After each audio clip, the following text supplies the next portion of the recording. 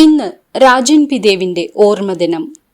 വില്ലനായി, തമാശക്കാരനായി, സ്നേഹം കൊണ്ട് വീർപ്പുമുട്ടിക്കുന്ന കഥാപാത്രങ്ങളായി ഒരു കാലയളവിൽ മലയാള സിനിമാ പ്രേക്ഷകരെ ആസ്വദിപ്പിച്ച രാജൻ പി ദേവ് വിട പറഞ്ഞിട്ട് 15 വർഷങ്ങൾ. പ്രശസ്ത രാജാപ്പാട്ട് നടനും ഹാർമോണിയം, ക്ലാർനെറ്റ്, ഫിഡിൽ എന്നീ സംഗീതോപകരണങ്ങളിൽ വിദഗ്ധനുമായിരുന്ന ചേർത്തല S.J. ദേവ് എന്ന അതുല്യ കലാകാരന്റെ മകൻ പിതാവിന്റെ വഴി തന്നെ തിരഞ്ഞെടുത്തതിൽ അത്ഭുതപ്പെടാനില്ല. സന്മാർഗവിലാസം നാടക കമ്പനി, ഉദയകേരള നടനസമിതി, കലാനിലയം എന്നിവയിൽ S.J. ദേവ് കെട്ടിയാടിയ വേഷങ്ങൾ മകനിലെ കലാകാരനെ ഉണർത്തിയെടുക്കുകയായിരുന്നു.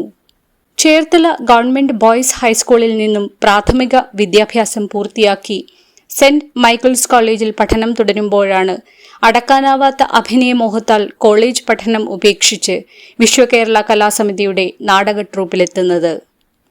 പിന്നീട് ചേർത്തല ജൂബിലി തിയേറ്റേഴ്സ് എന്ന പേരിൽ സ്വന്തം നാടകസമിതി രൂപീകരിച്ചു. രഥം എന്നൊരു നാടകം സ്വന്തമായി രചിച്ച് വേദിയിലെത്തിക്കുകയും അഭിനയിക്കുകയും ചെയ്തു. നാടകത്തിലെ രാജന്റെ പ്രകടനം നേരിട്ട് കണ്ട S.L. പുരം സദാനന്ദൻ സൂര്യസോമയുടെ കാട്ടുകുതിര എന്ന നാടകത്തിലേക്ക് അദ്ദേഹത്തെ ക്ഷണിച്ചു. കാട്ടുകുതിരയിലെ കൊച്ചുബാവയായി അരങ്ങിലെത്തിയതോടെ മലയാള നാടകവേദിയുടെ അനിഷേധ്യ താരമായി രാജൻ പി ദേവ് വളർന്നു. പിന്നീട് കാട്ടുകുതിര സിനിമയാക്കിയപ്പോൾ ആ റോൾ തിലകനെ ഏൽപ്പിച്ചത് രാജൻ പി ദേവിനെ ഏറെ വിഷമിപ്പിച്ചിരുന്നു. പ്രൊഫഷണൽ നാടക നടനായും പിന്നീട് തെന്നിന്ത്യൻ ഭാഷകളിലെ ചലച്ചിത്ര നടനായും ഒരുപോലെ തിളങ്ങി ഈ കലാകാരൻ. 1983 റിലീസായ എന്റെ മാമാട്ടിക്കുട്ടിയമ്മ എന്ന സിനിമയിലാണ് രാജൻ പി ദേവ് ആദ്യമായി അഭിനയിച്ചത്.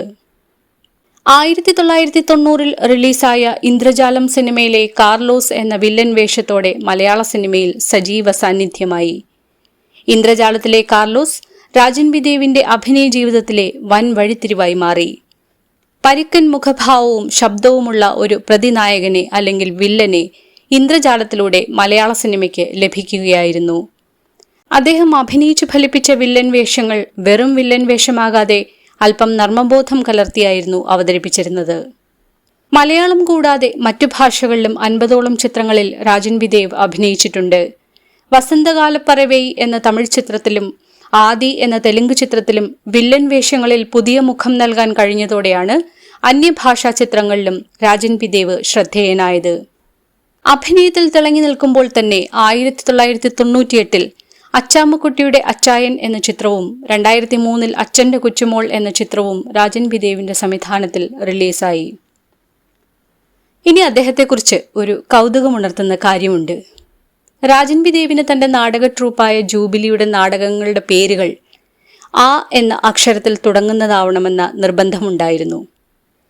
ജൂബിലിയുടെ ആദ്യ നാടകമായ ആദിത്യമംഗലം ആര്യവൈദ്യശാല മുതൽ ഒടുവിലെത്തിയ അമ്മിണിപുരം ഗ്രാമപഞ്ചായത്ത് വരെ എല്ലാ നാടകങ്ങളിലും അകാരത്തിലുള്ള ഈ വിശ്വാസം കൃത്യമായി പാലിച്ചിരുന്നു.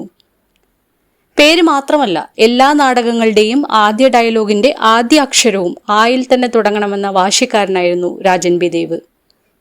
ആദിത്യമംഗലം ആര്യവൈദ്യശാല, അത്യുന്നതങ്ങളിൽ ദൈവത്തിന് സ്തുതി, അമ്പാട്ടുപറമ്പിൽ അപ്പുണ്ണിമാമൻ, അറബിക്കടലും അത്ഭുതവിളക്കും, അമ്മിണി ട്രാവൽസ് പ്രൈവറ്റ് ലിമിറ്റഡ്, അറിയില്ലേ ഞാൻ തണൽ, അങ്ങാടിക്കരയിലെ അപ്പൂപ്പൻ, Antony memorial English medium school, അമ്മയുടെ വികൃതിക്കുട്ടൻ തുടങ്ങി അദ്ദേഹം ആദ്യമായി സംവിധാനം ചെയ്ത സിനിമയും ആ എന്ന അക്ഷരത്തിൽ തന്നെയായിരുന്നു.